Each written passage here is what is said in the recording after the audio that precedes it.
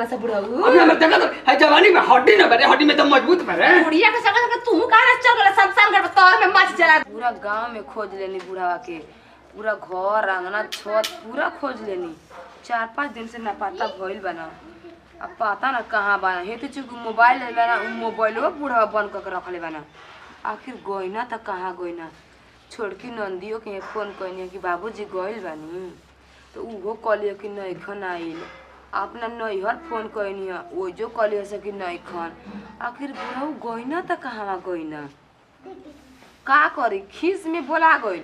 अब गहूँ धोत रही ओई में कहतन कि खाना दे, खीस में बोला गइल कि नज्जा काट के खा ल। ओई में केनका बल्टी मुँह के निकल गई ना घर से। हमारा तो बड़ा डर लगता कहीं ट्रेन व्रेन में जाके ना कटा गई ना, कहीं जहर खा के मुँह गई ना।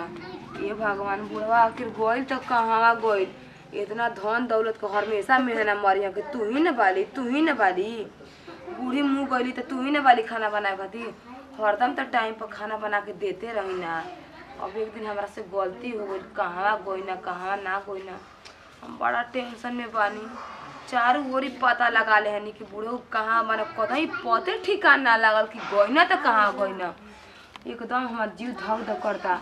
अपने मरद के फोन कइनी वो कहता ना कि पता लगाओ कि बाबूजी कहाँ बना। ये भगवान बूढ़ो कनी वाले आ जा ऐसा कोनो गलत कदम मत उठाओ कि गांव घर देख के हंसो कि देखो बुढ़िया नार बूढ़ो के इतना शासन दे के पतोहिया भगा दे रही खाए के डर से। देखो तनी बुढ़वा कोने भूसा उसा के घर में नहीं नहीं रुकल 2-4 दिन ले। चलो हैं कुछ ना चलो अब या कहिए लेनी हमारे पास अब हमारा भी शादी थोड़ी करे रहा। हमारा भी कोई चीज के कमी नहीं के, ठीक न। धन दौलत रुपया पैसा कोनो चीज के दिक्कत नहीं के। एगो हमार पतो है बिया, ठीक न। हैं हमारा के समझ लगे खाना दाना पानी कुछ नहीं के दे।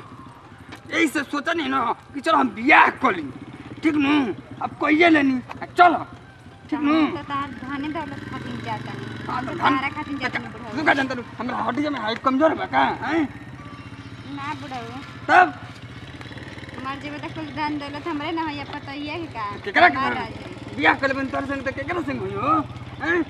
चली जल्दी जल्दी चलता न बनी पता नहीं वो उबड़ खाबड़ रास्ता बा नहीं बड़का बड़ रास्ता बा तो का करियो।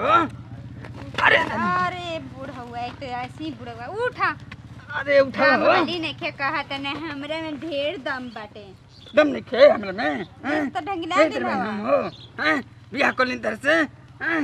चलो देखा तनी कैसे कुश्ती लड़ेला।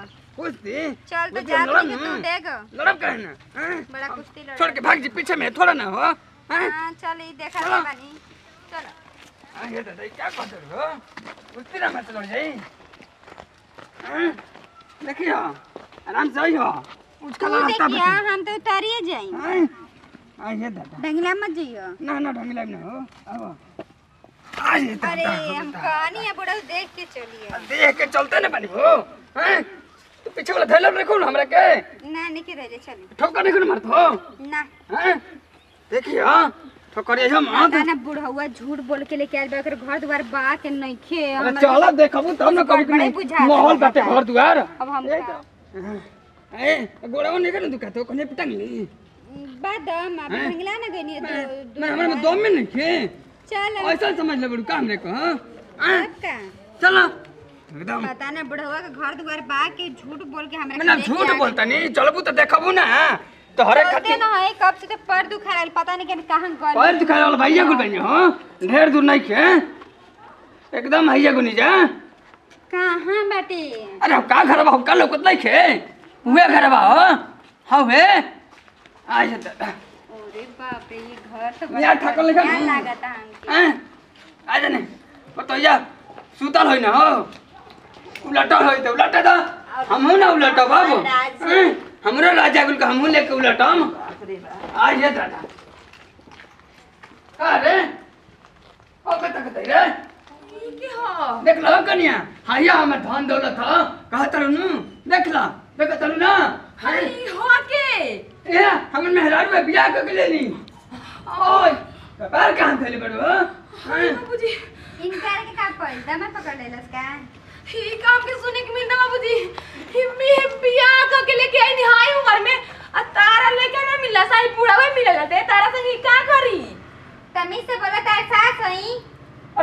कहते रे ओए बाबूजी चलो चलो हम कौन गलती कर देनी क्या पिया करे हनी आयो अरे मम्मी खाना तो मार के लिपस्टिक अतरा नहीं लेते चल देते तो हम क्या करी रे अरे बाबूजी हम कब ना आपके खाना देत रहनी आज बियाह करके लिया दिन तो कब ना खाना देते रही हां 18 साल के लड़की से 18 लड़का नहीं मिलना सा जाए बुढ़वा भेज हेलुआ अब अगर क्या बोलता हुआ एकरा के कह दे थोड़ा ढंग से बोली सास ले कैसे बात करल जाला दस नहीं है रे आयो तेरे बोला जला हम घर में ना देते हम घर में ना दे दे तारे बाबू के घर हम बाबू के ना त के कर हटे ए लोटना के घर लोटना के हो ए बाबू ए लड़का के मेहरारू के घर लाज करी हां लोटन के मेहरारू के घर लाज करी दमाद बेटी सा बाप रे कितना दूर ले रिलेशन बा सुनी ताई मुआ में कर खा पोते के पड़ जाए ना दे दे बाप रे बाप हमारी इज्जत ले ले हनी हम घर में जा दे तारी इज्जत ता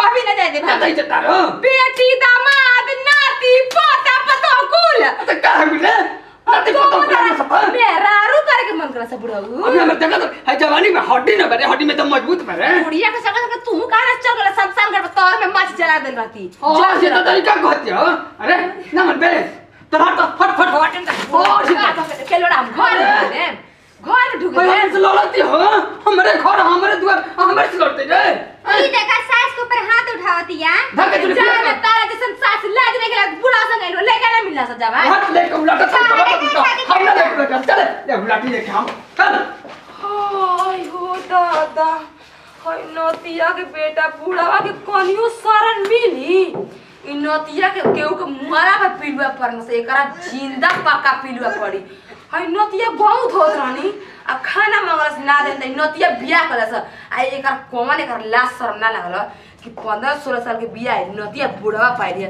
एकरा का मिली खाए दूध पिए के देखत नहीं कि रह जाली